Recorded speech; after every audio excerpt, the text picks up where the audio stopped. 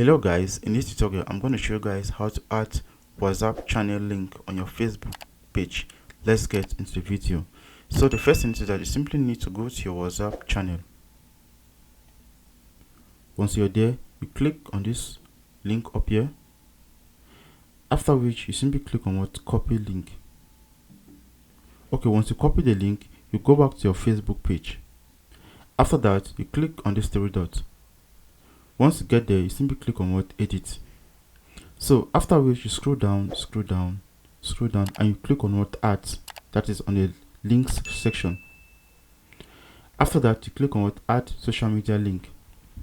So once you're there, you simply need to choose your platform. That's, let's say this WhatsApp here. Okay.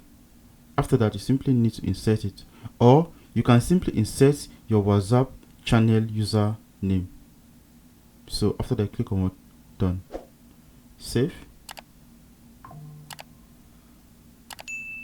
So guys, as you can see, we just successfully add our WhatsApp channel link. Thank you guys for watching. Don't forget to leave your comments in the comment section below.